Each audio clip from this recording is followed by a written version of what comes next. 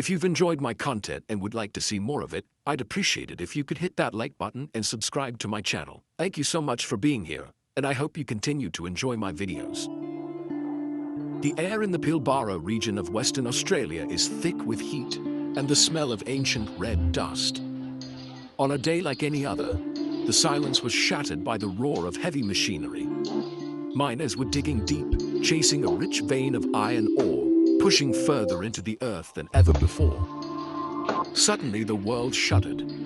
It wasn't the familiar rumble of a controlled blast. This was a deep, guttural groan from the planet itself.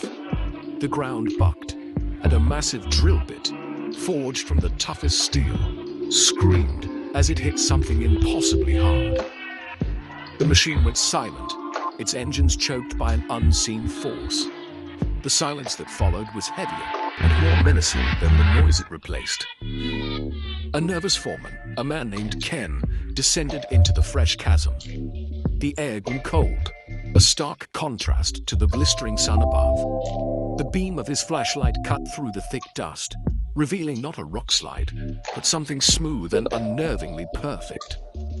It was the top of a pillar. A colossal stone column, black as polished obsidian, rose from the depths. It was perfectly cylindrical, its surface glistening with a strange, oily sheen under his light. Ken reached out a trembling hand to touch it. The stone was cold, vibrating with a low hum that seemed to resonate not in his ears, but deep within his bones, a feeling of profound and ancient dread. The initial shock gave way to a frantic effort to uncover more. Giant earth movers were brought in, their massive claws carefully scraping away millennia of rock and soil. What they revealed was staggering. It wasn't just one pillar, it was a forest of them. Dozens of these black monoliths stood in a precise grid, disappearing deep into the earth. Each one was perfectly spaced from its neighbor, forming a pattern that was clearly intelligent, yet utterly alien. The scale was immense, far beyond any known ancient construction. The miners, men used to the raw power of the earth, stood in stunned silence, their modern machines dwarfed by a mystery from a forgotten age. Something was wrong from the very beginning. The site felt watched. Workers complained of splitting headaches and a persistent low-frequency hum that no equipment could detect. Tools would malfunction without reason, and compasses spun wildly near the pillars. The red kangaroos that usually roamed the area vanished, and flocks of birds would inexplicably divert their flight paths to avoid flying directly over the exposed site. It was as if the very land was recoiling from this unearthed secret. The miners spoke in whispers of a place that wasn't meant to be found, a tomb that they had accidentally cracked open, unleashing something that had slept for eons. News of the discovery spread like wildfire, but it was quickly contained. This wasn't a simple archaeological find. Government officials in unmarked vehicles arrived overnight, establishing a perimeter and enforcing a strict media blackout. They called it a geological survey, but the presence of military personnel told a different story. Scientists from around the world were flown in under a shroud of secrecy. Geologists, archaeologists, physicists, and linguists found themselves standing at the edge of the pit, staring at something that defied every textbook they had ever read. This was not a natural formation. This was architecture on a planetary scale. Initial scans were baffling. Using ground-penetrating radar, the team mapped the pillars. They discovered the columns plunged more than 2 kilometers into the Earth's crust. They were not separate structures, but appeared to be connected at their base to a single, massive plate of the same unknown material. The stone itself was a puzzle. It wasn't obsidian or basalt. Its composition was unlike anything found on Earth, containing isotopes and metallic flecks that had no place in our planet's geology. Its hardness was off the charts, resisting even diamond-tipped drills. The age was even more shocking. Carbon dating of organic matter trapped against the pillars suggested they were at least 100,000 years old. predating human civilization as we know it. The alignment was the most unnerving part. The pillars formed a perfect grid that was not aligned with the Earth's current magnetic poles, but to a point in the Indian Ocean where a significant magnetic anomaly had long been recorded. It was a location known to sailors as a place where navigational instruments failed and strange phenomena were reported. The pillars seemed to be a terrestrial anchor for this deep-sea mystery. It suggested a purpose, a function that was global in nature. Were they a power source, a planetary stabilizer, or something far more esoteric and frightening? The questions multiplied with every new piece of data gathered. The official story remained one of geological curiosity. But for those on the inside, the atmosphere was thick with a tension that bordered on fear. Every new revelation only deepened the mystery and heightened the sense of unease. The pillars were not just old. They were ancient on a scale that was hard to comprehend. They were not just large. They were monumental, a piece of engineering that would challenge even our modern technology. And they were not from around here. The quiet consensus among the top researchers was that whoever or whatever built this was not human. The implications of that thought were too vast and terrifying to speak aloud. A closer examination of the pillars revealed their most enigmatic feature. They were covered in symbols. From top to bottom, each column was etched with intricate carvings. These were not the simple petroglyphs of ancient peoples. The markings were a complex tapestry of geometric shapes, swirling star charts, and what looked like biological diagrams of unknown creatures. The lines were impossibly fine, carved with a precision that seemed beyond any handheld tool. They spiraled down the pillars in long, flowing lines of script, a language that no one on Earth had ever seen before. It was a library of silent information, a message from the deep past. Dr. Aris Thorne, a brilliant but disgraced linguist known for his work on undeciphered proto-languages, was brought in to lead the effort. For months, he and his team worked tirelessly, attempting to find a pattern, a key, a Rosetta Stone for this alien text. They used advanced computer algorithms and cross-referenced the symbols with every known language, ancient and modern. They found nothing. The symbols had no connection to Sumerian cuneiform, Egyptian hieroglyphs, or any Aboriginal markings. It was a closed system, a language with no ancestor and no descendant. Thorne described it as looking at pure mathematics given physical form. The symbols themselves were deeply unsettling. Some sections clearly depicted constellations, but they were not the stars as we see them now. They showed the night sky from a vantage point tens of thousands of years in the past, or perhaps from a different star system entirely. Other carvings looked disturbingly like cellular structures or complex atomic models, knowledge that ancient people should not have possessed. The most disturbing were the long flowing narratives that seemed to depict a great struggle. Great beings, cosmic events, and a final act of containment, of locking something away deep within the planet. The carvings weren't a history, they felt like a warning. The team's morale began to fray.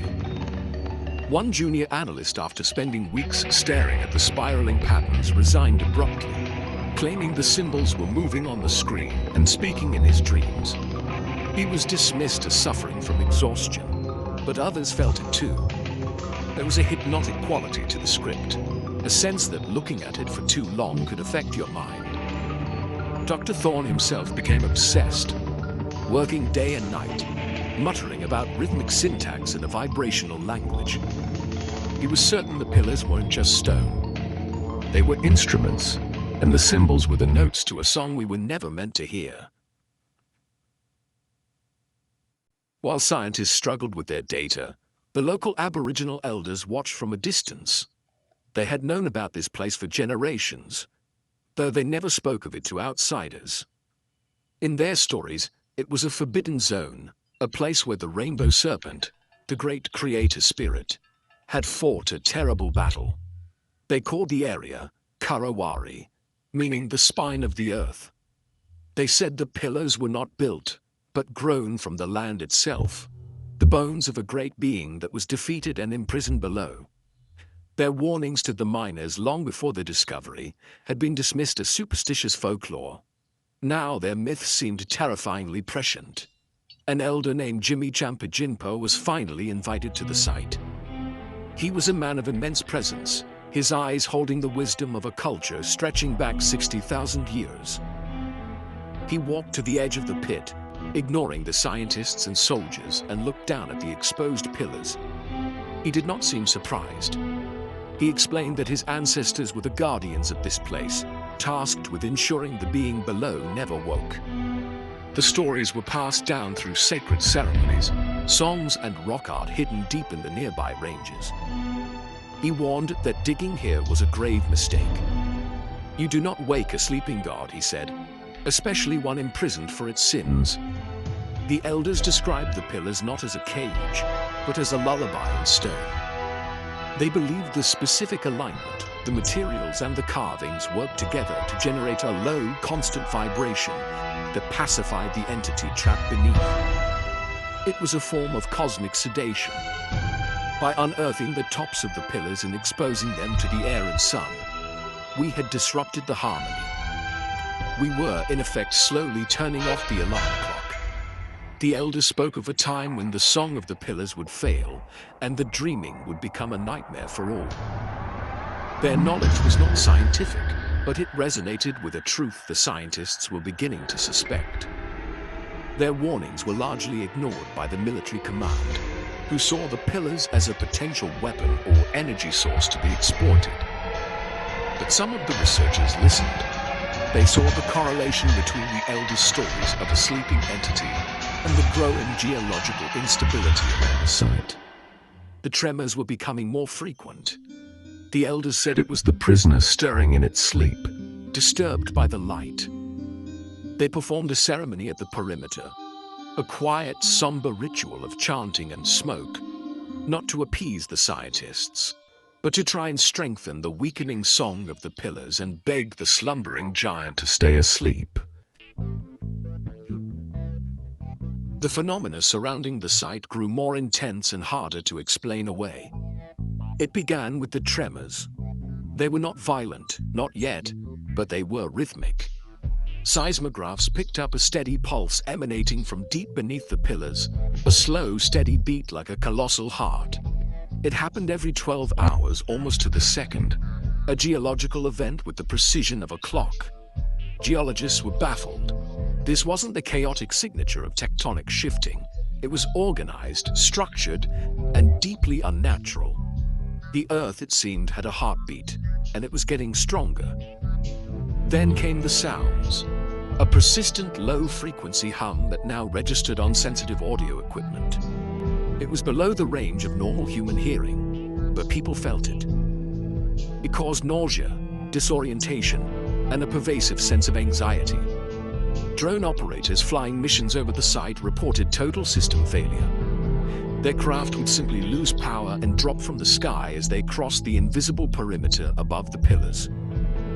Electronic equipment of all kinds behaved erratically. It was as if the pillars were generating a powerful energy field, an interference pattern that was disrupting our technology. The personal stories became more disturbing.